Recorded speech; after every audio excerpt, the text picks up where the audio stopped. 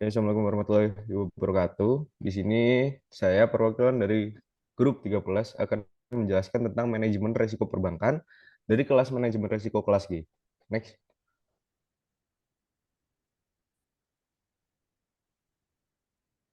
Di dalam kelompok kami yaitu anggota kelompok 13, yang pertama ada Muhammad Gani Arafi dengan awalan NIM 22 dengan akhiran NIM 1166, dan saya sendiri Muhammad Afrizal Ardiansyah dengan awalan NIM 21 dengan akhiran NIM 1198. Next. Di dalam materi kami terdapat ada 7 bab, yaitu yang pertama resiko perbankan, yang kedua definisi resiko, yang ketiga jenis-jenis resiko, yang keempat resiko perbankan akibat dari COVID, yang kelima ada regulasi perbankan, dan yang keenam reformasi regulasi perbankan, dan yang terakhir adalah regulasi perbankan Indonesia. Next. Ya, pertama sini saya akan menjelaskan tentang resiko perbankan.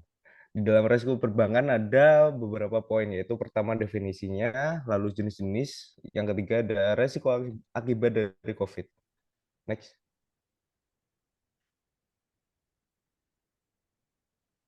Ya, di sini definisi perbankan ya. Perbankan adalah segala sesuatu yang menyangkut tentang bank, mencakup kelembagaan, kegiatan usaha, serta cara dan proses dalam melaksanakan kegiatan usahanya.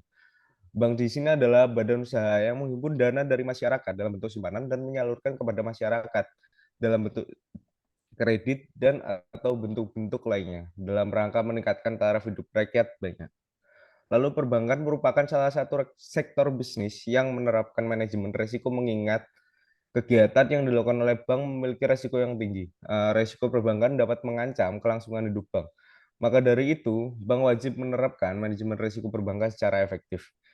Manajemen risiko perbankan merupakan metode yang digunakan perusahaan untuk mengendalikan risiko sehingga dapat meminimalisir kerugian yang dilansir oleh Mosi, Tommy, dan Untu 2018. Next.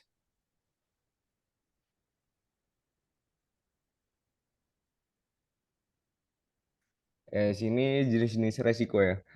Pada industri perbankan, resiko default sebuah bank dapat bersifat sistematik, yaitu kegagalan sebuah bank tidak hanya berdampak pada kesehatan bank itu tersebut.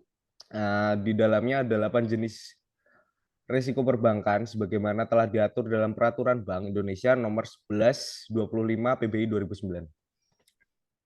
Yang pertama ada resiko kredit.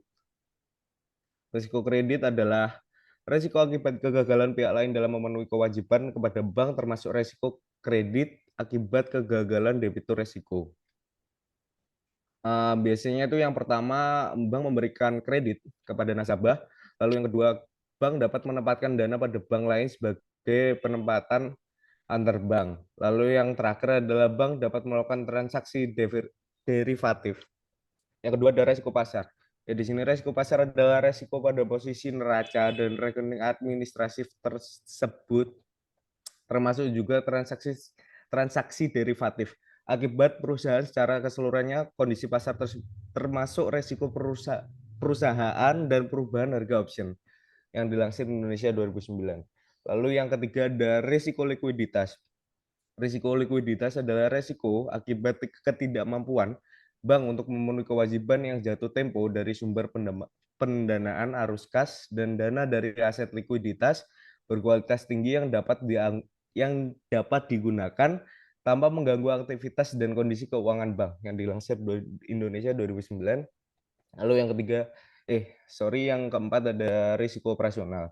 Risiko operasional adalah risiko akibat ketidakcukupan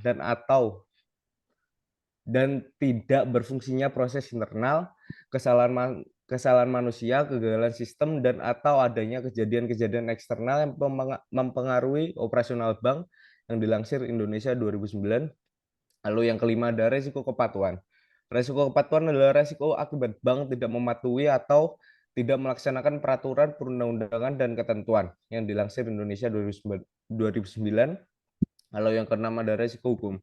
Risiko hukum adalah risiko akibat tuntutan hukum dan atau kelemahan aspek yuridis Indonesia 2009. Next.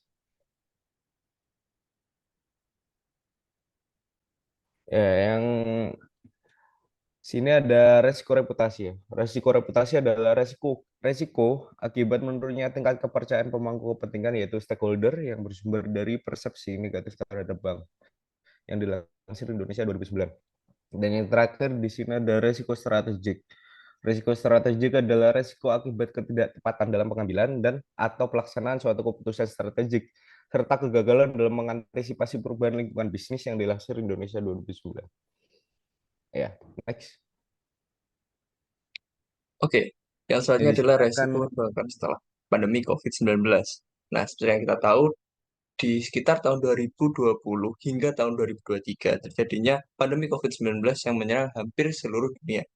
Bahkan efeknya di luar virus itu bisa sampai dirasakan sampai sekarang tahun 2024. Nah, pada tahun-tahun COVID-19 menjadi trending topik yang menakutkan bagi dunia termasuk Indonesia.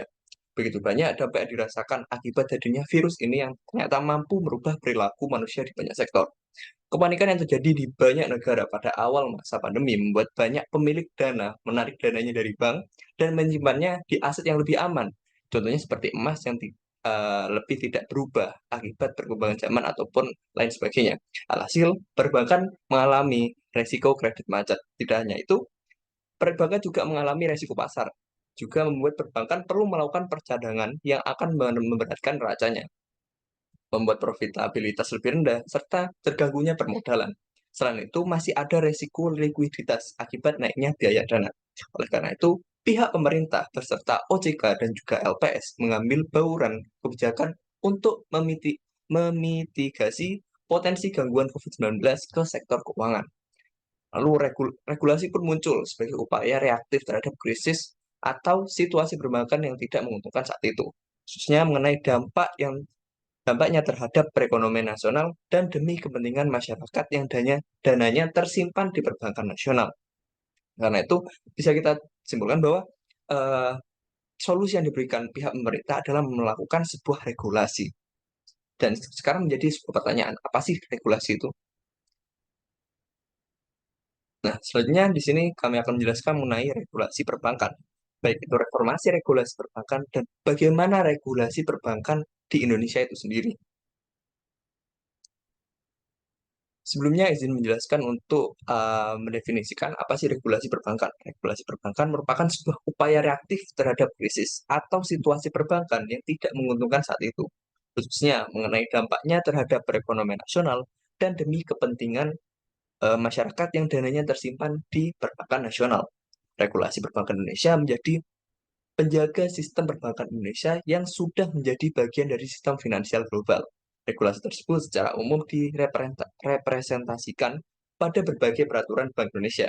Berikut surat edarannya yang selalu diperbarui ataupun diubah sesuai dengan kondisi dan situasi perbankan nasional. Yang selanjutnya adalah reformasi regulasi perbankan. Mengapa sih dilakukan reformasi dan apa tujuannya? Regulasi perbankan itu diperlukan untuk dapat mengendalikan mitigasi terhadap penyalahgunaan abuse kekuatan keuangan bank untuk dapat mengaruhi kebijakan pemerintah dan otoritas, baik secara langsung maupun tidak langsung, secara individu maupun bersama-sama dan pada waktu yang bersamaan. Tujuan utama dari regulasi perbankan ini sendiri bukan semata-mata untuk menjamin kesehatan individu bank, tapi juga untuk menjaga stabilitas sistem keuangan negara secara menyeluruh, efektivitas kebijakan moneter, dan kelancaran serta keamanan sistem pembayarannya. Dan yang terakhir, bagaimana sih bentuk regulasi perbankan yang sudah ada di Indonesia? Nah, regulasi perbankan di Indonesia sendiri dilakukan secara konstitusi atau dilakukan lewat penetapan undang-undang tentang perbankan. Tujuannya yaitu untuk melindungi industri perbankan dalam menghadapi resiko, yang pada akhirnya juga berarti melindungi nasabah dan perekonomian dari kegagalan proses dan prosedur yang dapat berdampak pada sistem keuangan secara keseluruhan. Nah, oleh karena itu, di sini saya akan berikan beberapa bentuk contoh ya mengenai UU tentang perbankan. Ini yang pertama ada UU nomor 23 tahun 1999 tentang Bank Indonesia, ada UU nomor 6 tahun 2009 tentang Perpu pengganti UU nomor 2 tahun 2008 sebagai UU. Yang selanjutnya adalah Perpu nomor 2 tahun 2008 tentang perubahan kedua, dan yang terakhir adalah Perpu nomor 23 tahun 1999 tentang Bank Indonesia. Sebelumnya kebijakan regulasi perbankan Indonesia itu tidak hanya keempat ini, sebenarnya masih banyak, tapi yang sebelah ini saya akan jelaskan adalah beberapa contoh yang bisa kita ambil. Oke,